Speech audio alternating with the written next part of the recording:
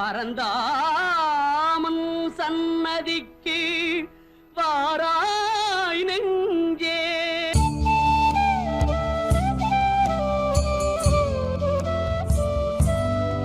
என்னை ஆட்கொண்டு வழி நடத்தும் என் சச்சிதானந்த சத்குரு மூர்த்தியின் திருப்பாதங்கள் கோடி கோடி நமஸ்காரம். அன்பான பக்தர்களே, இன்று குருவாரம், வியாழக்கிழமை, ஒரு முக்கியமான ஒரு நாள். அதாவது கடந்த 22 வருடங்களாக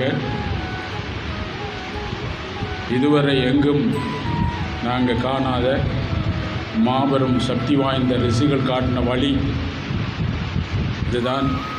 சித்தர்கள் யோகிகள் காட்டின மகா சக்தி படைச்ச வழி நமக்கு கிடைச்சிருக்கு. அது பெரும் பாக்கியம். ஏனென்று சொன்னால், நாங்கள் எல்லாரும் மனத்தை வெல்வதற்கு வந்திருக்கிறோம். அப்போ அந்த மனத்தை வென்றவர்கள் சித்தர்கள், யோகிகள், ஞானிகள்.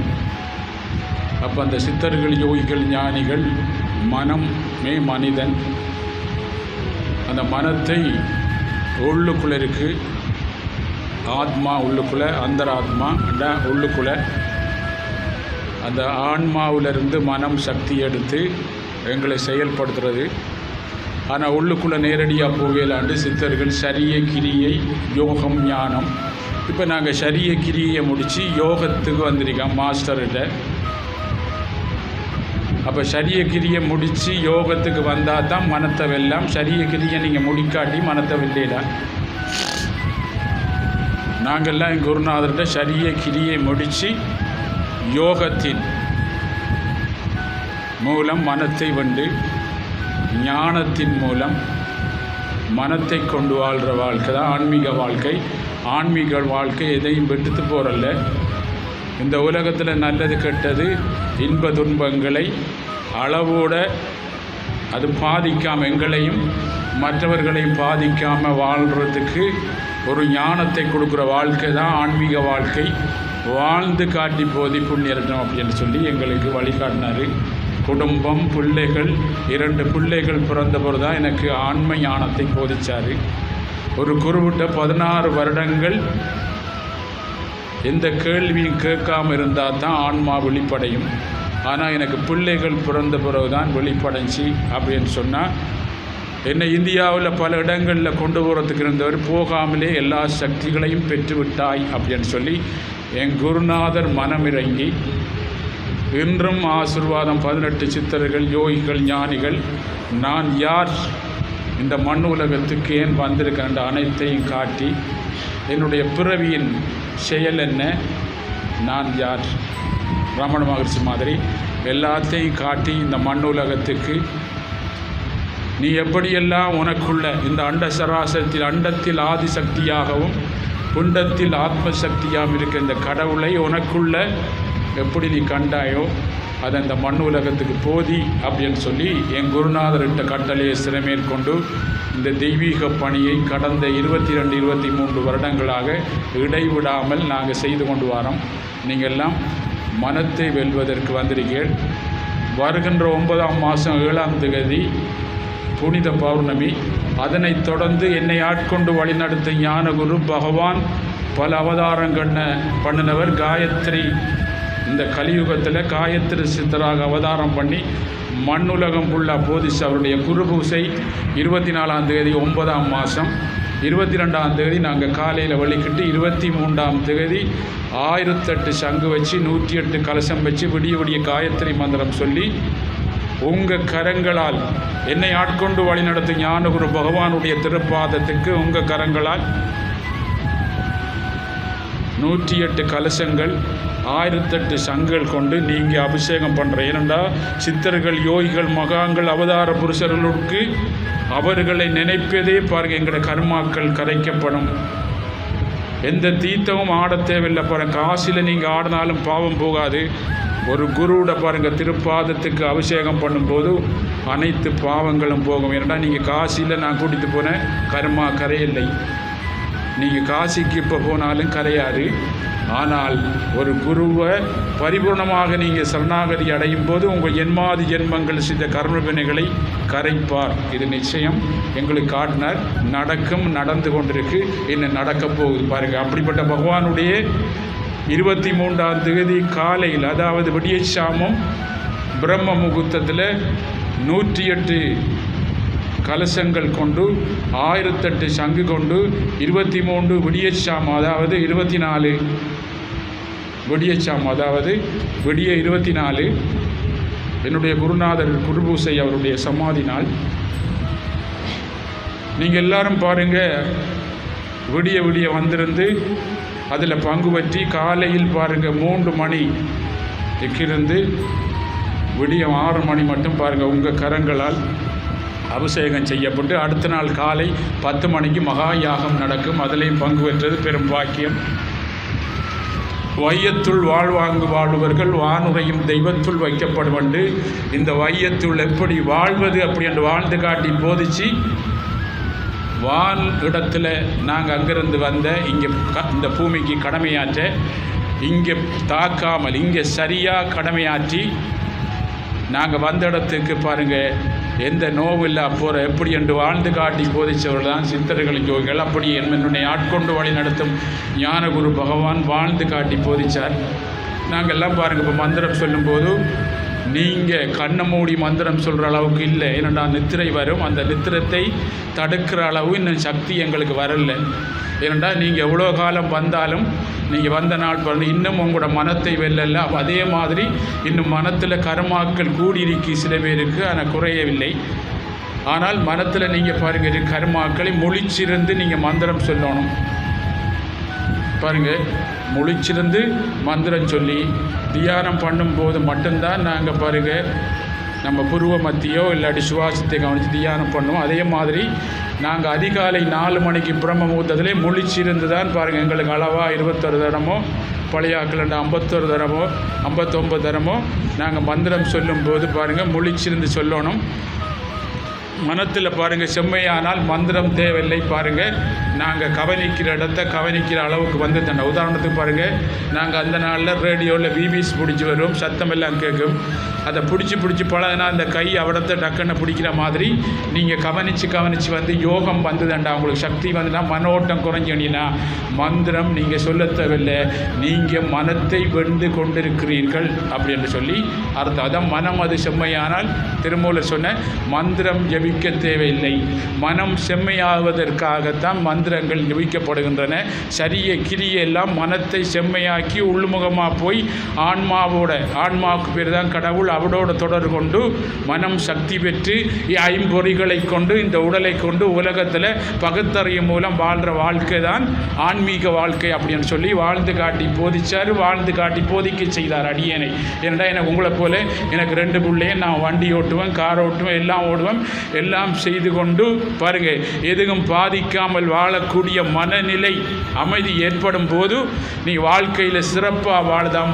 மனித உருவில் நடமாடும் கடவுள் ஆண்டுனா கடவுள் என்று சொன்னால் ஆன்மா, மனித உருவில் நடமாடும் கடவுளாக வாழ்ந்துதான் மனித பிறவி என்றால் மனிதனுக்கு மட்டும்தான் 6 அறிவு. அப்படிப்பட்டது நல்லா யோசிச்சு பாருங்கள்.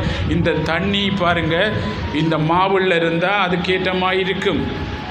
ஒரு கல்லுக்குள்ளே இருந்தால் கல்லில் இருக்க தன்மை பண்பு இருக்கும். ஆனால் ஒரு மூலிகைக்குள்ளே இருந்தால் அந்த தண்ணி மூலிகை தன்மை அந்த பண்பு இருக்கும். சுடு தண்ணி சுட வச்சா பாருங்கள் சூட்டாக இருக்கும், ஆனால் குளிராண்டா குளிராக இருக்கும். இப்படி எங்கெல்லாம் இருக்கிறோ பாருங்கள் அந்த தன்மையை சாந்திரிப்பார். அவருடைய அசல் பாருங்கள் தண்ணி தான். எந்த இடத்துல இருக்காரோ அந்த இடத்துக்கு ஏற்ற மாதிரி தன்னை மாற்றிக்கொள்வார் ஒழிய அந்த இடம் அவருக்கு பாதிக்காது. அந்த இடத்துல இருக்க தன்மையை பெற்று இன்னொரு ஆளுக்கு கொடுத்து அவர் தண்ணியே ஆகிறார் ஒழிய அதே மாதிரி அவர் இருக்கவில்லை அப்படின்னு சொல்லி பாருங்கள். அதே மாதிரி நாங்கள் இந்த மண் உலகத்தில் பாருங்கள் பகவான் சொல்லிக்க நான் தூணில் துரும்பில் உலகத்தில் எல்லா ஜீவராசிகளுக்குள்ளே நான் இருக்கேன். ஒவ்வொரு ஜீவராசிகளுக்கும் பாருங்கள் ஒவ்வொரு தன்மை பண்பு குணங்கள் நிறங்கள் கலர்கள் பாருங்கள் விருப்பங்கள் எல்லாம் இருக்கும். இருந்தாலும் பாருங்கள் எனக்கு பாருங்கள் ஒட்டுவதில்லை, நான் நானாக இருக்கிறேன் அப்படின்னு சொல்கிற மாதிரி எங்களுடைய சுயத்தன்மை பாருங்கள். நாங்கள் எங்களுடைய சுயத்தன்மையிலிருந்து பாருங்கள் என்ன உலகத்து பக்கம் நாங்கள் அளவுக்கு அதிகமாக போனத்தால் இன்றைக்கு உலகத்தில் நாங்கள் போன இடத்துலையும் இருக்கலாம், மனத்தாலன் பாருங்கள் எண்ணி ஒரு இடத்த நாங்கள் போன இடத்துலையும் பாருங்கள் இருக்கலாம், உள்ளுக்குள்ளே வாங்க, போன இடத்துலையும் நாங்கள் உள்ளுக்குள்ளே பாருங்கள் அந்த இடத்துலையும் வேலை செய்யலாம், நாங்கள் பாருங்கள் வேறு வேலையும் செய்யலாம். இன்று பாருங்கள் நீங்கள் பாருங்கள் நாங்கள் மனத்தொரு பக்கம் போனத்தால் அங்கேயும் நிம்மதியாக இருக்கலாம். இங்கே வந்து பாருங்கள் கடவுளை கும்பிட்றதுக்கு நிம்மதியாக விடுதில்லை பாருங்கள், கண்ணை மூடி நித்திர வருது. ஆனால் கண்ணை மூடி பாருங்கள் சுவாசத்தையோ பாருங்கள் புருவ மத்திய கவனிக்கையும் விடுதில்லை அப்படின்னு சொன்னால் நாங்கள் திருசங்கு சொர்க்கம் மாதிரி பிறகு இடையில் மாட்டுப்பட்டு துன்பப்பட்டு கொண்டிருக்கோம். இதிலிருந்து நீங்கள் வெளியே வந்தால் மட்டும்தான் விதி என்பதில் பாருங்கள் இந்த மதியாகிய மனத்தோட தொடர்பு கொண்டு மதியாகி ஆன்மாவோட தொடர்பு கொண்டு வாழ்கிறதுக்காக தான் நாங்கள் எல்லாம் வந்திருக்கிறோம். சிந்திச்சு பாருங்கள், நாங்கள் எல்லாம் வந்திருக்கோம் மனத்தை வென்று. இந்த உலகத்தில் எல்லா பொருட்களையும் இறைவன் படைச்சிருக்கார், அதை பாருங்கள் எடுத்து அளவாக வாழக்கூடிய ஒரு படத்துக்கு நாங்கள் வந்திருக்கோம். இன்றைக்கு நீங்கள் அமெரிக்காவில் க்ரீன் கார்டு பாருங்கள் நாங்கள் போனால் அங்கே எங்களுக்கு எல்லாம் ஃப்ரீயாக கிடைக்கும் பாருங்கள், எங்களுக்கு சம்பளம் வரும், எல்லாம் செய்து அவங்க சொல்கிற மாதிரி கேட்டு போனால் எங்களுக்கு பாருங்கள் சந்தோஷமாக இருப்போம். அவர்களை கொஞ்ச நாளில் பாருங்கள் மனம் பழகி வேறு பக்கம் பழகி அந்த பழப்பக்கத்து பக்கம் போய் இவங்களை விட்டு அந்த பக்கம் போகும்போது ருசியாக இருக்கும். கொஞ்ச நாளில் பாருங்கள் துன்பம் வரும். அது மாதிரி பாருங்கள் நாங்கள் வரும்போது பாருங்கள் இங்கே நாங்கள் கடமையாற்ற வரும்போது எந்த பாதிப்பும் பாதிக்கவில்லை. ஏனென்றா சின்ன பிள்ளையில் நாங்கள் வரும்போது இந்த உலகத்தில் எதுவும் பாதிக்கவில்லை. இப்போ வளர்ந்த பிறகு இதை விட பாதிக்காமல் நான் இருக்கணும். ஏனென்றா வளர்ந்த பிறகு எங்களை பாதிக்காத தன்மை கூடியிருக்கணும். சிந்திச்சு பாருங்கள், அதே ஆள் வரும்போது அப்போ நாங்கள் வரும்போது பாருங்கள் க்ரீன் கார்டு பாருங்கள் போன மாதிரி அங்கே சரியாக போய் அவர்களுக்குள்ள சரியாக கடமையாற்றணும். சரியாக கடமையாற்றும் போது குழந்தையும் தெய்வமும் குணத்தால் ஒன்று. அப்போ குழந்தைக்குள்ள தெய்வீக தன்மை அப்படி இருந்ததால் அவர்களுக்கு பாருங்கள் நாங்கள் கேட்காமலே அவர்களுக்கு எல்லாம் கொடுத்தோம், நகை கொடுத்தோம், சாப்பாடு கொடுத்தோம். அவர்களை நல்லா பார்த்தவரனா அவர்களுடைய சரீரத்தை அல்ல அவர்களுடைய தெய்வீகத்தன்மை. ஞானிகள் யோகிகள் சித்தர்களுடைய காடு மலைகள் இருக்கிறாங்க, அவர்களை தேடி நாங்கள் ஏன் போகிறோம்? அவர்களுக்கு எல்லாம் கொண்டு கொடுக்குறோம்னா அவர்களுடைய சரீரத்துக்காக அல்ல, அவர்களுடைய தெய்வீகத்தன்மைக்காக. அப்போ எங்களுக்குள்ள தெய்வீக தன்மையை விட்டு நாங்கள் பாருங்கள் உலகத்து கர்மத்து பக்கம் பாவத்து பக்கம் செய்து அளவுக்கு அதிகமாக அந்த பக்கம் போனதால் அங்கேயும் வாழ முடியா, உலகத்தில் இருக்க சாமான் எடுக்கையும் முடியா, ஒன்றும் வாழ முடியாமல் இருக்கும். ஆனால் எங்களுக்குள்ள இருக்க அசலாகிய தெய்வீகத்தன்மை இருந்துன்னா எங்களுக்கு எல்லாம் கிடைக்கும், எல்லாம் பாருங்கள் தேடி வரும். ஏனென்றா நாங்கள் நல்லா இருந்தால் அன்பாக இருந்தால் ஒரு உயிருக்கு பாருங்கள் அன்பு காட்டினா திருப்பி எங்களுக்கு வேறு. நல்லா யோசிச்சு பாருங்கள், போன கிழமை அமெரிக்காவை பற்றியில் ஒரு பையன் ரோட்டால் வந்து கொண்டிருக்கும் போது அவருக்கு தண்ணீர் தாகம் ஏற்பட்டு ஒரு வீட்டில் போய் கதவை தட்டின உடனே பாருங்கள் அந்த வீட்டுக்காரர்கிட்ட தண்ணி தருவீங்களா அப்படின்னு கேட்டார். போன கிழமை சொன்னேன் உங்களுக்கு ஞாபகம் இருக்கு, ஏரியா நீங்கள் நித்திர கொண்டிருப்பீங்க, பயிற்சி பண்ணியிருந்தால் ஞாபகம் இருக்கு. அந்த அம்மா பார்த்த உடனே பாருங்கள் அந்த பையனுக்கு பசி அப்படின்னு சொல்லி தண்ணி கேட்டவருக்கு ஒரு பால் கிளாஸ் கொடுத்தார். அந்த பால் கிளாஸ் குடிச்சிட்டு கொஞ்சம் இருங்க சமைச்சு தரணும் அப்படின்னு சொல்லி அந்த அம்மா சொல்ல இல்லை இந்த பால் கிளாஸ் எப்போதும்னு சொல்லி அந்த பாட்டியை நோக்கி நடந்து போனோம். பல வருடங்களுக்கு பிறகு அமெரிக்காவில் பாரிய நோய் ஒன்று வந்து எல்லோரும் அழிவு நிலையில் ஏற்பட்டும் போது இந்த அம்மா ஒரு ஹாஸ்பிட்டலில் பாருங்கள் ஒரு ஆஸ்பத்திரியில் ஒரு வைத்தியசாலையில் அட்மிட் பண்ணப்பட்டார். பாருங்கள் அங்கே போன உடனே அங்கே அந்த டாக்டர் உங்களை காப்பாற்றலாம் அப்படின்னு சொன்னார், கொரோனா மாதிரி. உடனே பாருங்கள் அவருக்கு நல்லா வந்து பாருங்கள் அங்கேருந்து வில் வந்தது. என்னடா பிரியா இல்லை வில் வந்தது, இந்த வில்லை கட்டுற எப்படி அப்படின்னு சொல்லி யோசிச்சு கொண்டிருக்கா. நல்லா வந்தது, நீ வில் வரப்போகுது, இந்த பாருங்கள் இங்கே இருந்ததுக்குரிய வில் வரப்போது எப்படி கட்டுறன்னு யோசிச்சு கொண்டிருக்கும் போது அந்த வில்லில் எழுதி பாருங்கள் ஏற்கனவே உங்களுடைய வைத்தியத்துக்குரிய பாருங்கள் என்ன பணம் ஒரு பால் கிளாஸ் மூலம் எனக்கு தரப்பட்டு விட்டது இப்படிக்கு என்ன அவருடைய பேர் பாருங்கள் ஒரு பேர் அப்படி எழுதியிருந்தது. யோசிச்சு பாருங்கள், ஒரு பால் கிளாஸ் ஒரு நாள் கொடுத்தவர் பாருங்கள், அந்த பால் கிளாஸை குடித்தவன் தான் நான் டாக்டர் இந்த ஹாஸ்பிட்டலுக்கு பெரிய ஆள் அப்படின்னு எழுதியிருந்தார். ஏற்கனவே உங்களுக்குரிய வைத்திய செலவுக்கு பணம் எனக்கு ஒரு பால் கிளாஸ் மூலம் நீங்கள் தந்து விட்டீர்கள் அப்படின்னு எழுதியிருந்து இப்படிக்கு அவருடைய பேரழிந்த. என்னன்னு சொன்னால் இதை வச்சு தான் சித்தர்களும் யோகிகளும் பாருங்கள் எங்கள் பூசையில் எங்கள் யாகத்தில் அன்னதானத்தை ஒரு அங்கமாக வச்சுருந்தார்கள். என்னன்னா நீங்கள் எதை கொடுக்குறீங்களே அது டபுளாக பாருங்கள் உங்களுக்கு தேடி வரும். ஒரு பால் கிளாஸ் காசு பாருங்க அவருக்கு டபுளாக பாருங்க அந்த பில்லுக்குரிய பணமாக வந்து அவர்களையும் காப்பாற்றி ஃப்ரீயாக காப்பாற்றின மாதிரி கொடுத்தாருக்கு குறைவில்லைன்னா நீ எதை கொடுக்குறையோ அது டபுளாக உனக்கு திரும்பி வரும் அப்படின்ற சித்தர்கள் கொண்டு வந்தார்கள். அன்னதானத்தை கொண்டு வந்தார்கள். அன்பு காட்டுங்கள், ஒரு உயிருக்கு நீங்கள் அன்பு காட்டினா திருப்பி பல மடங்கு அன்பு அந்த உயிர் காட்டும். அப்படி வந்த நாங்கள் ஏன் பாருங்க இந்த உலகத்தில் வாழ முடியாமல் இருக்கு, சற்று சிந்தித்து செயலாற்றுங்கள் அப்படின்னு சொல்லி கிருஷ்ண பரமாத்மா பாருங்க சொல்ற மாதிரி கீதையில் நாங்கள் சிந்திக்கும் காலம் வந்து வேண்டா. எங்களை இப்படி துன்பத்தில் நாங்கள் மூழ்கிக்கொண்டிருக்கும் போது எந்த டைம்லையும் எங்களை பாருங்க மரணம் நெருங்கலாம், எந்த டைம்லையும் பாருங்க ஹார்ட் அட்டாக் பிரஷர்கள் வரலாம், எந்த டைம்லையும் நாங்கள் சுவர் இல்லாமல் இருக்கணும்னா இந்த உலகத்தில் பாருங்க அடிக்கடி மாறுற சுவர் இல்லாத பக்கம் சார்ந்து அதில் பாருங்க நாங்கள் ஊர் இருக்கத்தால சுவர் இல்லாத பக்கம் சுவரான நாங்கள் சுவர் இல்லாத ஒரு பக்கத்தில் பாருங்க அடிக்கடி மாறுற உலகத்துக்குள்ள அந்த மாறுற பொருட்கள் மீது அளவுக்கு அதிகம் பற்று வைக்கும் போது அந்த பொருட்கள் மாறும்போது எங்களுக்கு கவலை வருது, அந்த பொருட்கள் மாறும்போது எங்களுக்கு துன்பம் வருது, அந்த பொருட்கள் பாருங்க அளவுக்கு அதிகமாக கூடி மாறும்போது எங்களுக்கு மரணம் வருது. ஆனால் நாங்கள் நிரந்தரமாக மரணமில்லா பெருவாழ் வாழ்றவர்கள் நாங்கள் அந்த வழியை சித்தர்களும் யோகிகளும் பாருங்க அதில் இருந்து கடந்து நிரந்தரமான ஒரு பொருள் நம்மளுக்குள்ள இருக்கு, அந்த பொருளை விட்டு நீங்கள் போயிட்டீங்க அப்படின்றதுக்காக தான் இந்த தண்ணி பாருங்க எந்த பக்கம் போனாலும் தன்னுடைய தன்மையிலிருந்து மாறல. ஆனால் ஃப்ரிட்ஜுக்குள்ளே போனாலும் பாருங்க ஐஸ் கட்டியாக இருக்கும், ஒரு கப்புமாக இருக்கும். ஆனால் அது சொல்லுதா நான் ஐஸ் கட்டி தான் சொல்லுவாரா? சொல்ல மாட்டேன்னா தன்னுடைய அசல் தன்மை பாருங்க. அவர் தண்ணி எங்கே போனாலும் தன்னை மாதிரி தன்னை போல் எல்லா பக்கமும் தன்னை சார்ந்திருக்கணும். இதைத்தான் கீதையில் கண்ணன் சொன்னார். அப்படின்னா நான் உலகத்தில் பாருங்க எல்லா ஜீவராசிக்குள்ளே இருக்கேன், எல்லா ஜீவராசிக்கும் ஒவ்வொரு தன்மை பண்பு குணங்கள் இருக்கும், ஆனால் அது பாதிக்கவில்லை. அவர்களுடைய கர்மாவுக்கு ஏற்ற மாதிரி அவர்களுடைய கலர்கள் எல்லாம் துன்பங்கள் வேதனைகள் இருந்து பாருங்கள் சகல எல்லாம் அவருக்கு வந்தாலும் என்னை அதை பாதிக்கவில்லை. என்ன நான் பாருங்கள் அதை சார்ந்திருக்கவில்லை. அதை பாருங்கள் வேலை செய்யும் போது அந்த இடத்தை சார்ந்திருக்கிறேன் ஒழிய வேலை செய்து முடிஞ்சோடனே பாருங்கள் நான் என்னுடைய சுயதன்மைக்கு வந்துட்டேன். நீங்கள் எல்லாம் யோசிச்சு பாருங்கள், யோகிகள் வேலை செய்யும் போது அந்த இடத்தை கவனித்து வேலை செய்வாங்க, அதோடு சேர்ந்து வேலை செய்வாங்க. பிறகு வேலை முடிஞ்சோடனே பாருங்கள் வேறு பக்கம் வேலை செய்வாங்க, அந்த பக்கம் இருக்கிறது ஒட்டாமல் இருக்குது. இப்போ பாருங்கள் நாங்கள் அங்கே வேலை செய்து போட்டு இங்கே வேலை செய்யும் போது இந்த ஒட்டுனது இங்கேயும் வேலை செய்ய விடுதில்லை, அங்கேயும் இருக்க விடுதில்லை, அங்கேயும் இருக்க விடுதில்லை, இங்கேயும் வேலை செய்ய விடாதனால தான் நாங்கள் இப்போ வந்து விடத்தை இருக்கிறோம். என்னத்துக்கு அங்கேயும் விடாமல் இங்கேயும் விடாமல் இருக்கிற சாமால வெல்றதுக்கு. அப்போ நித்திரை கொண்டா இப்படி வெல்றனால யோசிச்சு பாருங்க, நித்திரை கொண்டா என்ன வரும்? அளவுக்கு அதிகமாக கண்முழிக்காத தூக்கம் வரும். அதுதான் பாருங்கள், என்ன யோசிச்சு பாருங்கள். அதனால் பாருங்கள் மந்திரம் நாங்கள் என்ன பாருங்கள் ஏஎல் படித்த மாதிரி 8ஆம் ஆண்டு படிக்கிறாள் இருக்கலாம். அதே மாதிரி பாருங்கள் அந்த நித்திரையினுடைய சக்தியை நாங்கள் கவனிக்கிற சக்தி யோகம் கூடும்னு சொன்னால் நித்திரை பாருங்கள் எங்களை பாதிக்காது. சயின்ஸில் பாருங்கள் விஞ்ஞானத்தில் நியூட்டன் ஒரு விதி சொல்லியிருக்காங்கன்னா சக்தி கூடிய பொருளை சக்தி குறைஞ்ச பொருள் தாக்கத்தை உண்டாக்காது. யோசிச்சு பாருங்கள் புறவிசைகள் தாக்கினால் ஒழிய ஓய்வில் இருக்கிற பொருள் பாருங்கள், இந்த பொருள் ஓய்வாரிக்கு புறவிசைகள் தாக்கும் போது இந்த ஓய்வில் இருக்கிற பொருளுக்கு விசை பலமாக இருந்தால் இந்த புறவிசைக்கு ஏற்றாமல் இயங்காமல் தன்னுடைய விசைக்கு ஏற்றி இயங்கி தன்னுடைய கர்மாவைத்தான் செய்யும், தன்னுடைய செயலை தன் கர்மாண்டா செயல். ஆனால் புறவிசைகள் தாக்கும்போது இதுக்கு விசை காணாத பட்சத்தில் புறவிசைக்கு ஏற்ற மாதிரி தான் இயங்கி தன்னுடைய விசை என்று தான் செயல்படுத்து. இன்று பாருங்கள் நாங்கள் விசை காணாத பட்சத்தில் புறவிசைகள் பாருங்கள் தாக்குது. புறாக்கள் சொல்கிற மாதிரி தான் வாழணும்னு சொல்கிறோம், அவர்கள் மாதிரி வாழையலாம். மாமரம் மாங்காய் தான் காய்க்கலாம், வேப்ப மரம் வேப்பந்தாங்க காய்க்கலாம். வேப்ப மரம் பார்த்து தான் மாமரத்து தான் எல்லாரும் போகிறாங்க. நான் மாங்காய் மாதிரி காய்ப்போம்னு ஆரம்பித்தா காய்க்கலாமா? செத்தே போய்த்துருவார். ஏன்னா தன்னுடைய சாப்பாடை சாப்பிட மாட்டாங்க.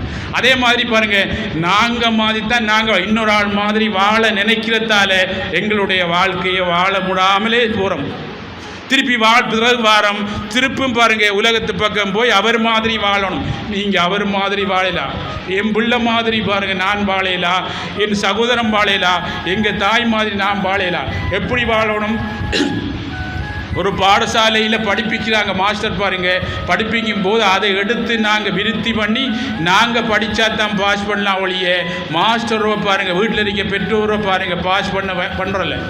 யோசிச்சு பாருங்கள், முன்னால் வாங்க விஜயதர்ஷன் பாருங்கள் யாரும் அவர் தான் படிக்கணும். அதே மாதிரி குரு பாருங்க, இந்த கர்மத்தை வெல்வதற்கு உங்களுக்கு என்னென்ன செய்கிறாரோ அதெல்லாம் நீங்கள் உங்கள் மனதில் உண்டாக்கி அந்த யோகத்தை நீங்கள் உண்டாகின மட்டும்தான் பாருங்க நீங்கள் வெற்றி அடையலாம். பாருங்க குரு உங்களை பாருங்க என்ன வந்து உங்களோட பாடத்தை உங்களோட சோதனையை வெல்லையலாம்.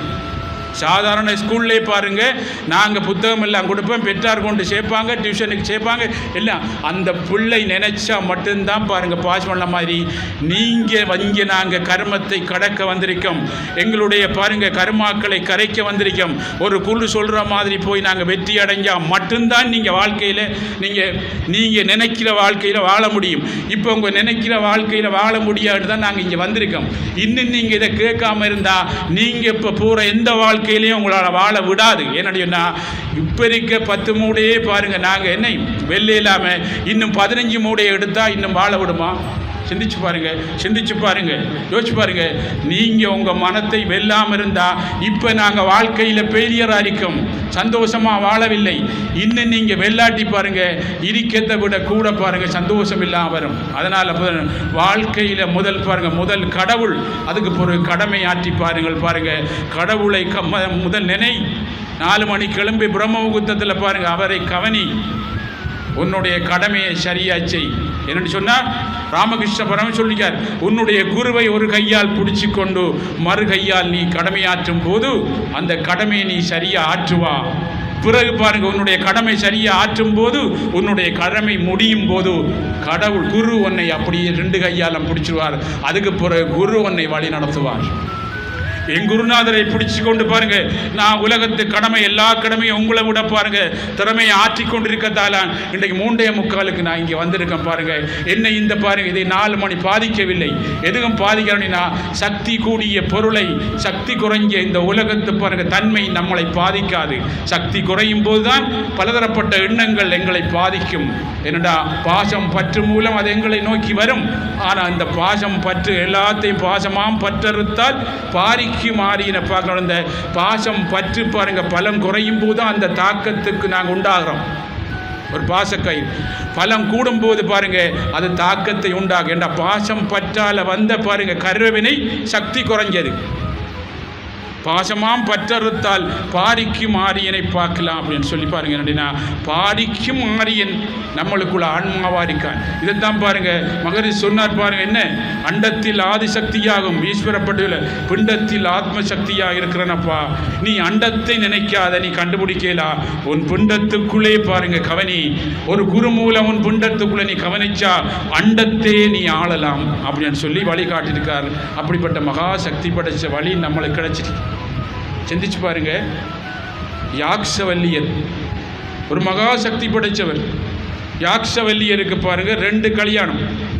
காத்தியாயினி பாருங்க மைத்திரியினி. ஒரு பொம்பளை பாருங்க உலகத்து விஷயத்தை கேட்டா, ஒரு ஆள் ஞானத்தை கேட்டார். இவர் மிக சக்தி வாய்ந்தவர் பாருங்க, அவளுக்கு போதிச்சார். அவருக்கு 5-6 சீடர்கள். யனகர் அவருடைய பாருங்க என்ன சீடர். யாரு? ராஜா யனகர், சீதையின் அப்பா. ஒரு நாள் பாருங்க அவர் பாருங்க ஆசிரமத்தில் படுக்கும்போது சிஷ்யர்கள் சொல்றார்கள், ராஜாவை நாடித்தான் அடிக்கடி அங்கே போறாரு, எங்களை பெருசாக கவனிக்கிறார் இல்லை. நம்ம சொல்லுவோம் தானே, சாமி அவரோட நல்லா கதைக்கிறாரு, நம்மளோட கதைக்கிறார் இல்லை அப்படின்னு சொல்கிற மாதிரி என்ன செய்யறா பாருங்க. யாக்ஷவல்லியர் பாருங்க குரு யாரோட? அவர் பாருங்க 2 மனைவியில் காத்தியாயினி மைத்திரியை இருந்தாலும் பாருங்க அவர் பற்றற்று வாழ்றார். பாருங்க அவங்களுக்குரிய கடமையை சரியாற்றால். ஒரு ஆள் உலகத்து விஷயங்களை கேட்டார், ஒரு ஆள் ஞானத்தை கேட்டார். ஆனால் அவர் பாதிக்கலை, மகா சக்தி படைத்தவர். அதனால தான் பாருங்க யாருக்கு மிக சக்தி வாய்ந்த மகா யோகி ஜனகருடைய குருநாதர். உடனே பாருங்க அடுத்த நாள் காலையில் இந்த புறவுறுத்தாங்க பாருங்க சீடர்களை கூட்டிட்டு போறாரு. அங்கே போனார் யனகர் மாளிகையில் பாருங்க, அரசு சபையில் போன உடனே அவர் கும்பிட்டு பாருங்க அந்த புறத்தில் போய் உபதேசம் பண்ணுறாரு. யனகர் இருக்காரு, சீடர்கள்லாம் இருக்கிறாரு. குருவில் அவ்வளோ பக்தி, உங்களை மாதிரி இல்லை பாருங்க. கண்ணமொழி நித்திரவணத்து கிடக்கிறல்ல, மனத்தை வெல்லாம் இல்லை, அவ்வளோ பக்தி எல்லாம் இருக்கு. அரசன் ஒன்றுமில்லாத பாருங்க இந்த 5 சிஷியர்னு சொல்றாங்க பொறாமை. ஏனென்றா இவர்களை பாருங்க என்ன என்ன செய்தாங்க? சக்தி குறைஞ்சவர்கள். இவர் குருவுரை கவனமாக இருக்கத்தால சக்தி கூடியவர். உடனே பாருங்க, உபதேசம் நடந்து கொண்டிருக்கும் போது அரண்மனை காவலாளிகள் வர்றாங்க. மன்னா எனக்கிட்ட சொல்கிறாங்க, அரண்மனை பற்றி எரிஞ்சு கொண்டிருக்கின்ற எந்த சலனமும் இல்லை. குருதேவரையே கவனிச்சிருக்கிறார். இந்த இருந்தாங்களே 5 பேர், அவங்க இரவு குளிச்சு போட்ட துண்டெடுக்கிறது ஓடி போகிறாங்க, எரிஞ்சிருவோம். துண்டை காணலை, துணியை காணலை. அரண்மனையே பற்றி எரியுது. எனகருடைய ஒரு அரசன்டா அவ்வளோ சாமரியம் ஒன்றுமே பாருங்க, அவருக்கு எந்த இதுவும் இல்லை. குருவே கவனிச்சிருக்கார். யாக்ஷவல்லியர் இவங்க ஓடுறாங்க. வந்த உடனே சொன்னார் பாருங்க, சாதாரண ஒரு கிழிஞ்ச துண்டுக்கு நீங்கள் ஓடி போகிறீங்க, தன்னுடைய அரண்மனை எரியுது அப்படி என்று சொன்னாலும் பாருங்க, கொஞ்சமும் பாருங்க அவர் பாருங்க கவனிக்காமல் இருக்கிறான்னா அதுக்காகத்தான் நான் இங்கே வரேன் அப்படின்னு சொன்னார்.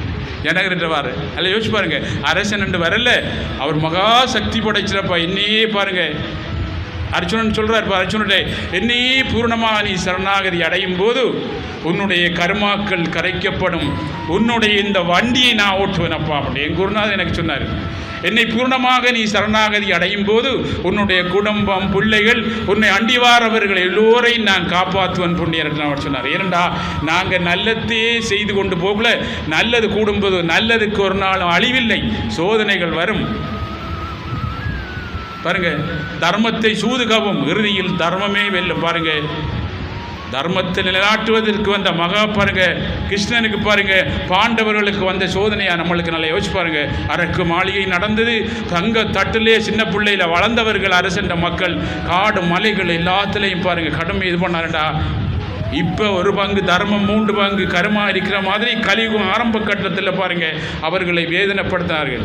ஏன்னு சொன்னால் அவர்கள் தர்மத்தை சார்ந்தே இருந்தார்கள், கிருஷ்ணனை சார்ந்தே இருந்தார்கள். பாருங்க எவ்வளவுதான் பாருங்க தர்மத்துக்கு சூது கவுனாலும் இறுதியில் தர்மமே வெற்று என்பதற்கு மகாபாரதம் ஒரு உதாரணம். எத்தனையோ அக்ரோனி படைகள் பாருங்க மாளும் போது கிருஷ்ணன் அடிக்கடி போய் துரியோர்கிட்ட சொன்னான், நீ கொடுத்துடு, இவர்களுக்கு எல்லாத்தையும் கொடுத்தது பாருங்க, நீ என்னோட வா அப்படின்னு சொல்லி கூப்பிட்டார். இப்படிப்பட்ட பெரிய மாபெரும் சக்தி வாய்ந்த ஒரு பெரிய ஒரு வழி நம்மளுக்கு கிடைச்சிருக்கு. நல்லா யோசிச்சு பாருங்க. இந்த மனம் பாருங்க ஒரு வேலையை பாருங்க விடாமல் செய்யாது. ஒரு சொந்தக்காரண்ட விட்ட 3 நாளைக்கு போய் நீங்கள் நிற்க மாட்டீங்க, 3ஆம் நாள் பாருங்க இந்த பிள்ளையை தட்டுறதுலேயே நீங்கள் எழும்பிடுவீங்க. ஏன்னு சொன்னி அன்று தர்மத்தை சார்ந்திருந்தவர்கள் அவர்கள் பாருங்க யாரு சொந்தம் இருந்து எல்லோரையும் பார்த்தார்கள். ஒரு வீட்டில் 5 பொம்பளை பிள்ளைகள் இருந்தால் ஒரு ஆளுக்கு திருமணம் செய்தால் மற்ற ஆளுக்கு நடக்கணும் என்ற காலம் தர்மத்தை சார்ந்திருந்தவர்கள் அன்று. இன்று பாருங்க ஒரு பிள்ளைக்கு பாருங்க திருமணம் நடந்தா எப்படி நடந்த அடுத்த பிள்ளைகளுக்கு விடையே போடா அப்படின்ற கர்ம யுகத்தில் கலியுகத்தில் நாங்கள் இருக்கிறோம். இந்த கலியுகத்தில் இந்த வெற்றி அடையிற நிறுத்தில ஒன்று வெற்றி அடையலாமா? பின்னுக்கு பாருங்கள் ஸ்கூல் விட்ட உடனே பிள்ளைகள் பாருங்கள் என்ன செய்கிறோம், பேக் எடுத்து கத்தி வார மாதிரி நவசிவாய சொல்லக்குள்ள கத்தி எழுப்புறோம். ஆம்புலன்ஸ் முடிஞ்சோடனே பாருங்கள் டெஸ்ட் எல்லாம் முடிஞ்சு கடைசியாக இங்கெல்லாம் அடிச்சு போட்டு டெஸ்ட் எல்லாம் முடிஞ்சு ஓயில் அடிச்சு போட்டு கடைசியாக கத்தி வாரம் பாருங்கள் ஊத்தையோட இனி வெள்ளை சேர்ந்தே தேவையில்லைன்னு அப்படி வார மாதிரி பாருங்கள் நவசிவாய சொல்லக்குள்ள தூங்கி திருந்து போட்டு ஆழ்ந்த தியானத்துக்கு போய்த்து வர சாமித்த பேரிப்பை யாரவடத்தான்னு சொல்கிறோம். ஆழ்ந்த உறக்கத்தில் போய் கொண்டிருக்கோம், கெதியா உறக்கத்தை நோக்கி போய்கொண்டிருக்கோம் அப்படின்னு சொல்லணும். யோசிச்சு பாருங்க எப்படி சொல்லணும், ஆழ்ந்த உறக்கத்தில் இருந்து வாரம் கெதியா உங்களை விட நாங்கள் கஷ்டப்பட்டு அப்படியே நோய்வாய்ப்பட்டு துன்பப்பட்டு போய்த்துருவோண்டா அப்படின்னு சொல்லாமல் என்ன செய்யணும், ஆழ்நிலை தியானத்தில் சாமி தெரிந்து வரணும் என்று சொல்கிறோம். யோசிச்சு பாருங்க. எல்லாரும் பாருங்கள் இன்றைக்கு நீங்கள் மந்திரம் சொல்லையும் இல்லை, நான் பார்த்துருந்தேன் எங்கெல்லாம் நிறுத்துறோம். அதான் இந்த பின்னால் இருக்கிறவர்கள் எல்லாம் பாருங்கள் என்ன கோம்பர்க் செய்யாட்டி பாருங்கள் என்ன பின்பாங்கில் தான் ஸ்கூலில் இருப்போம், பின்பாங்கில். அதனால தான் பின்னுக்கு இருந்து கூப்பிடுறவங்க எல்லாம் யோசிச்சு பாருங்கள். எதுக்கு முன்னுக்கு வெற்றி அடைஞ்சவரை முதலாவது வாங்கன்னு கூப்பிடல, 3ஆவது வெற்றி அடைந்து விட்டார், 2ஆவது வச்சு அதுக்கப்புறம் முதலாவது சொல்லுவார். என்னென்னு சொல்லுங்க, அப்போ அங்கிருந்து தான் எடுப்பாருங்க. ஏனென்றுனா நாங்கள் வந்திருக்கிற பாருங்கள் என்னத்துக்கு வந்திருக்கோம், எங்களை வெல்வதற்கு. எங்களுக்கு மட்டும்தான் ரிஷிகள் அகஸ்தியர் மூல குருவாக கொண்டு கண்ணைய யோகி பாருங்க அவருடைய குரு இது 7 வயதில் போனவர் 24 வயதில் எல்லாத்தையும் ஆய கலைகள் 64 எல்லாத்தையும் கற்ற பாருங்க. ஆய கலைகள் 64 பற்றி கற்று மண்ணுலகத்துக்கு போதைக்கு வரும்போது பாருங்க மகாபுருஷர் பல அவதாரம் கண்ண பண்ண ஸ்ரீமன் நாராயணன் கிருஷ்ண அவதாரம் பண்ணுறாங்க. நாராயணன் பாருங்க காயத்ரி சித்தராக அவதாரம் பண்ணப்பட்ட அவரை தொட்டு காட்டுறதுக்கு வந்தவர். அந்த மூலை பாருங்க, அந்த வரிசையில் பாருங்க என்னை ஆட்கொண்டு வழிநடத்த ஞானகுரு அடியனுக்கு பாருங்க இந்த குரு பரம்பரில் இருந்தத இந்த மண்ணில் பாருங்க நாங்கள் ஒரு மூலையிலிருந்து இந்த ரிஷிகள் பாருங்க அந்த ஞானிகள் கண்ட இந்த கடவுளை காட்டியவர்கள வழியை நமக்கு கிடைச்சிருக்கேன். என்ன அவ்வளோ பெரும்பாக்கி நல்லா யோசிச்சு பாருங்க. யாரும் கிடைக்க தெரியாது உங்களுக்கு. நீங்கள் நேஷனல் ஸ்கூலில் படிக்கக்குள்ளே உங்களுக்கு தெரியாது. இந்த ஸ்கூலில் படிக்கிற அந்த பெருமை உங்களுக்கு தெரியாதுன்னா நீங்கள் பணக்காரனாக இருக்கிறதாட்டு தான் நேஷனல் ஸ்கூலில் படிக்கிறீங்க. ஏழையாக இருக்கிறவங்களுக்கு தான் தெரியும் இந்த ஸ்கூலில் அருமை. அது மாதிரி நாங்கள் இப்போ இங்கே வந்திருக்கிறவங்களுக்கு அருமை தெரியலைன்னு சொன்னால் உங்களுக்கு அது தெரிய வரும்போது வேதனை நீங்கள் படப்படா என்பதற்காகத்தான் நித்திரையை விட்டு பாருங்க. நீங்கள் பாருங்க கனவு நிலை, விழிப்பு நிலை, உறக்க நிலை, விழிப்பாக இருக்காரு. அந்த விழிப்பாளோட நாங்கள் தொடர்பு கொள்ளணும்னா, விழிப்பாக இருக்கணும்னா நாங்கள் பாருங்க ஞானத்தோடு வாழணும். விழிப்பு நிலையில் எந்த நேரம் விழிப்புண்டா நித்திரோளாமல் இருக்கிறல்ல யோசிச்சு பாருங்க. விழிப்பாண்டியன்னா அவதானமாக இருக்கக்கூடிய காலம் என்னன்னு சொன்னால் எப்பவும் எங்களை கர்மாக்கள் தாக்கலாம். எப்பையும் அங்கே ஆசை பற்று பாசங்களில் நாங்கள் அடிமையாகி நாங்கள் எங்களுடைய சுயத்தன்மையிலிருந்து போகலாம். அப்படிப்பட்ட தன்மை. அதுக்காகத்தான் கடவுளை பாருங்கள் நீங்கள் கொஞ்ச நேரம் உண்டான தவம் பண்ணுங்கள். ஏனெண்டா எங்களை நோப்படுத்துகிற நாங்கள் தெரியாமல் செய்த பாவத்தை அந்த பாவத்தில் பலத்தை குறைக்கிறீங்கன்னா தவம் தர்மம். நீங்கள் தவம் பண்ணாமல் தர்மம் செய்யலாம். இப்போ நீங்கள் தர்மம் செய்யலாம், சுயநலமாக செய்யலாம். யோசிச்சு பாருங்க, சுயநலமாக செய்யலாம். எங்களுக்குள்ள 2 பேர் பேசுவாங்க. கடவுளும் பேசுவார். யார் பேசுவார்? நாங்களும் பேசுவோம். கடவுள் பாருங்க, நீங்கள் தியானம் பண்ணி போனால் கடவுள் பேசுகிற பேச்சு என்ன தெரியுமா? எல்லோரும் நல்லா இருக்கணும், எங்களை போல் அவரும் நல்லா இருக்கணும், எங்களை போல் அவருக்கும் பாருங்க ஒரு குரு வழி கிடைக்கணும், எல்லோரும் நல்லா இருக்கணும் என்று உள்ளுக்குள்ள மனம் சொல்லுதே, அது கடவுள் பேசுகிறார். ஆனால் நாங்கள் மட்டும்தான் நல்லா இருக்கணும், எங்களோட புள்ள மட்டும்தான் பாஸ் பண்ணணும், எங்களுக்கு மட்டும்தான் பாருங்கள் கார் கிடைக்கணும், பங்களா கிடைக்கணும் சொல்கிறதான் யாரு? என்ன? அதுதான் நாம் பேசுகிறோம். ஆனால் அதை கண்டுபிடிக்கிறதுக்கு பாருங்கள் நீங்கள் தியானம் பண்ணி மன அமைதியாக இருந்தால் இந்த கடவுள் பேசுகிற பக்கம் நம்ம சார்ந்து வாழ்வோம். எல்லாரும் நல்லா இருக்கணும். தாய்மானவர்கிட்ட கேட்டாராம் கடவுள் பாருங்கள் சிவபுரம் வந்து என்ன வேணும் அப்பா, நீ எவ்வளோ தவம் பண்ணுறா, எவ்வளோ வடிவான ஆள் அப்படின்ட்டுடா.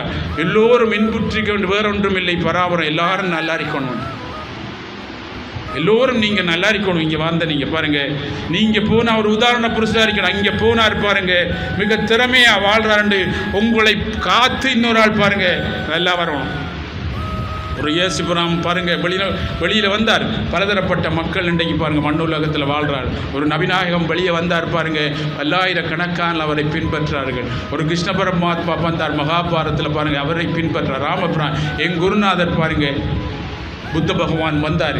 அவரை பார்த்து நாங்கள் வாழ்க்கையில் சரியாக வாழும்போது எங்களை பார்த்து பல பேர் நல்லா வாழ்ந்தால் அது பெரும் புண்ணியம் எங்களுக்கு. அதனால் உன்னை திருத்திக்கொள் உலகம் தானாகவே திருந்தும் என்று சொல்லி நம்மளை திருத்துவதற்காக நம்மளுக்கு ஒரு வழி கிடைச்சிருக்கு. சுவாமி சிவானந்தர் சொல்லியிருக்காருன்னா உன்னை திருத்திக்கொள் உலகம் தானாகவே திருந்தும், கடமையை சரிவர செய்வோம், திருப்தியுடன் உண்பான், எல்லோராலும் மதிக்கத்தக்கவான் என்று அவரையே திருப்பி சொல்லியிருக்காங்க. நல்லா யோசிச்சு பாருங்க, இவன் ஒருவன் கடமையை சரியாக செய்கிறானோ திருப்தியுடன் வாழ்வான், எல்லோராலும் மதிக்கத்தக்க வாழ்வான்.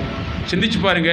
இப்போ எல்லாம் அளவுக்கு அதிகமாக பாருங்கள், எல்லாரும் பாருங்கள் ஒரு குஷினியில் ஒரு ஆள் வேலை செய்து கொண்டிருந்தால் அவருக்கு பாருங்கள் மனம் பாருங்கள் என்ன செய்யும்? சலிச்சிடும், அவருக்கு கோபம் எரிச்சல் வரும். அப்படி வேலை செய்து கொண்டு இருக்கும்போது பாருங்கள் இவருக்கு என்ன செய்யும்? அவருடைய கணவன் பாருங்கள் இவருக்கு என்ன பிடிக்கும், இல்லாட்டி டுபர் கொண்டு போகிறதா என்ன செய்யலாம்னு சொல்லி எண்ணத்தை மாற்றினா என்னையும் அந்த கோபம் இல்லாமல் போயிடுச்சு.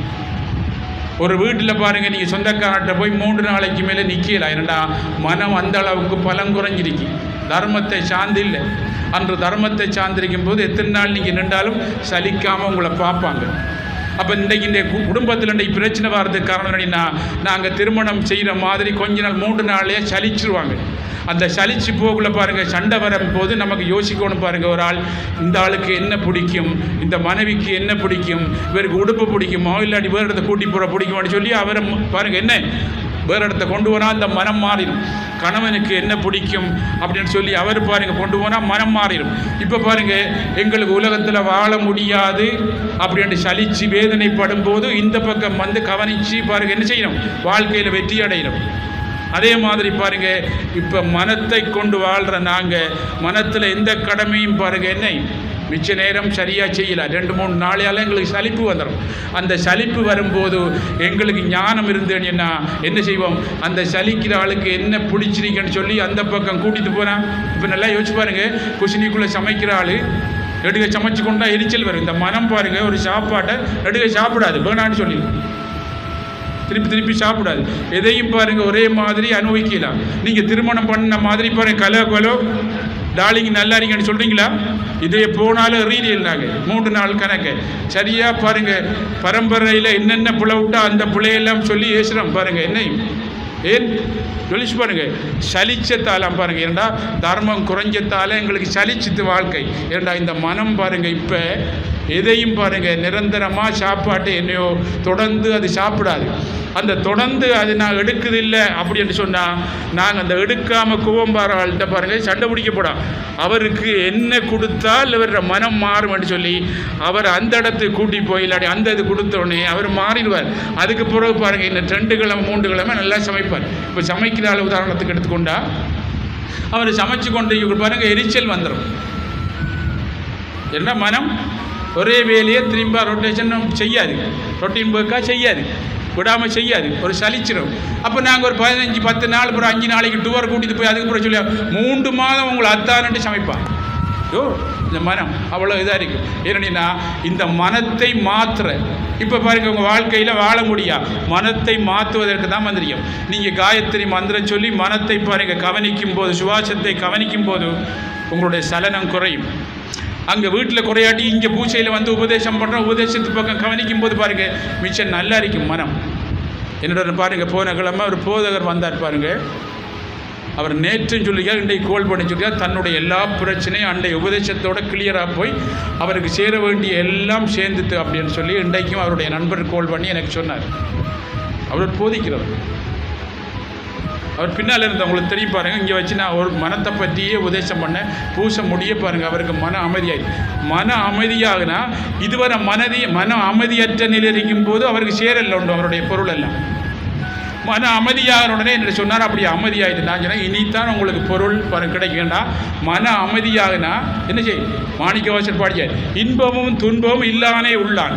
இந்த இன்பமும் துன்பமும் பாருங்கள் அளவுக்கு அதிகமாக இருக்கும்போது சலனமாக இருக்கும். அது உலகத்து இந்த உள்ளுக்குள்ளே இருக்கால் இன்பமும் துன்பமும் இல்லாதவரால் அமைதியானால் உனக்கு மன அமைதி வந்தால் கடவுள் உன்னை பாருங்கள் என்னை கைப்பிடிச்சிட்டாரு.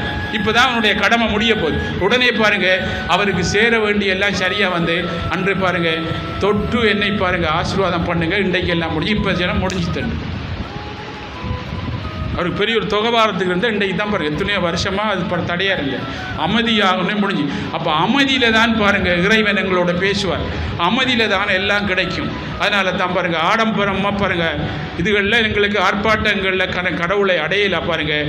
அமைதியில் தான் கடவுள் அடையலாங்கன்னா கடவுள் பாருங்கள் அமைதியானால் இந்த கடலை பாருங்கள் அடியில் அமைதியாக இருக்கும், மேலே தான் பாருங்கள் சலனமாக இருக்கும்.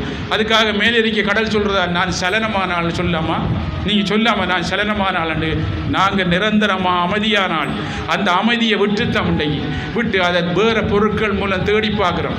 இந்த பொருட்களில் போனால் எங்களுக்கு சந்தோஷம் வரும், இந்த பொருட்களில் போனால் அமைதி வரும். ஒரு பொருளாக தேடுறோம். ஆனால் 3 நாளைக்கு மேலே அமைதி இல்லை. அதுக்கு பிறகு அப்படியே பாருங்கள் அமைதியற்ற நிலையிலே அழிஞ்சு போகிறோம். இப்படிப்பட்ட வழியிலிருந்து வாரத்துக்கு எங்களுக்கு பாருங்கள் இறைவனால் கொடுக்கப்பட்ட மாபெரும் சக்தி வாய்ந்த வழி பாருங்கள். காயத்ரி மந்திரம் சொல்லி அதிகாலை பாருங்கள் எல்லாம் வச்சண்டா நீங்கள் ஒரு 4-4:30 எழும்பி உங்கள் சுவாசத்தை பாருங்கள் கொஞ்ச நேரம் கவனிச்சுட்டு உங்கள் கடமையை ஆற்றி பாருங்கள். கொஞ்ச நாளில் பாருங்கள் தங்கத்துக்கு இருக்கிற பெருமதி மாதிரி உங்களை கண்டா எல்லாரும் எழும்புவாங்க, உங்களை எல்லோரும் திரும்பி பார்ப்பார். ஏண்டா அவ்வளவு தங்கம் மாதிரி பெருமதியாக வந்துடுவீங்க. ஏண்டா 4 மணியை பிரம்ம முகூர்த்தத்தை சித்தர்கள் தங்க நாள் அப்படின்னு வச்சுருக்காங்க, தங்கத்துக்குரிய நேரம் அப்படின்ட்டு. அந்த 4 மணிக்கு இந்த பிரம்மபுத்திர எழும்பி அவர்கள் யார் விளக்கேற்றி கடவுளை பாருங்கள் நினைக்கிறார்களோ அவர்கள் பாருங்கள் இந்த உலகத்தில் மதிக்கத்தக்கவரார்களோ இந்த ஒரு அழிவற்ற நிலையில் பாருங்கள் ஞானத்தோடு வாழக்கூடிய ஒரு பெரிய ஒரு பெரும் பாக்கியத்தை அந்த பிரம்ம முகூர்த்த டைம் கொடுக்கும். நீங்கள்லாம் செய்து பாருங்கள். அப்படி செய்யாதனால தான் நீங்கள் வந்து பாருங்கள் என்ன செய்யணும், நித்திர உண்டு டெஸ்ட் முடிஞ்ச உடனே பேக் எடுத்து பிள்ளைகள் கத்தி கத்தி வீட்டை ஓடுற மாதிரி நவசிவாய சொல்லக்குள்ள முடிஞ்சப்பா இந்த அப்படின்னு சொல்லி நாங்கள் ரெடியாக இருக்கோம் கத்திட்டு. அப்போ தான் பாருங்கள் சத்தமாக எல்லோரும் மந்திரம் சொல்லுவாங்க, ஓம் நமசிவாய ஸ்கூல் விட்டு ஓடுற மாதிரி. யோசிச்சு பாருங்கள், சிந்திச்சு பாருங்கள். ஏன்டா அவ்வளோ நேரம் நித்திரை இல்லைங்க. அதனால் நீங்கள் முழிச்சிருந்து மந்திரம் சொல்லணும். 4 மணிக்கு பிரம்ம முகூர்த்தத்தில் நீங்கள் முழிச்சிருக்க வேண்டாம். விடிய விடிய நித்திரை கொள்றதை எதிரிக்கும் மனதில் கூட விடிய விடிய நித்திரை கொள்கிற தன்மைக்கும். அப்போ நீங்கள் குளிச்ச உடனே கண்ணம் உடனே நித்திரை வந்துடும். அப்புறம் என்ன சொல்வீங்க, 4 மணிக்கு பாருங்கள் பிரம்ம முகூர்த்தத்தில் ஆழ்நிலை தியானத்தால் போனத்தால் ஒன்று நடக்கலை என்று சாமி சொல்லப்படாது. நல்லா பாருங்கள். அப்போ நாங்கள் 4 மணிக்கு என்ன செய்யணும், நாங்கள் என்னையும் இப்போ நாங்கள் ஆரம்ப பாடசாலையிலேருந்து போகிறோம். 4 மணிக்கு முழிச்சிருந்த மந்திரம் சொல்லும்போது பழைய நாங்கள் 9 மணிக்கு படுத்து இரவு மட்டும் நித்திரோட சோம்பல் தன்மை போயிட்டுரும். போன உடனே பாருங்கள், கொஞ்சம் 10 நிமிஷம் உண்டான சுவாசத்தை நீங்கள் கவனித்து பாருங்கள். இந்த சுவாசத்தை கவனிக்க ஒரு சக்தி ஒன்று உண்டாகும், ஆன்ம சக்தி. அதுக்கப்புறம் நித்திரை கிட்டையும் வராது. அப்படி வாரன்னு சொன்னால் உடம்பு பாருங்கள் என்ன செய்யும், உங்களுக்கு நோவாக இருந்தால் இல்லாட்டி உங்கள் வீட்டில் பாருங்கள் யாருக்குன்னா நோய் இருந்து நீங்கள் 12 மணி மட்டும் பாருங்கள் நீங்கள் முழிச்சிருந்தா என்னை பாருங்கள் 3 மணி 2:30க்கு என்னை தொட்டு எழுப்புவார்கள் இந்த தேவதைகள், அல்லாட்டி சத்தம் போட்டு எழுப்புவார்கள்.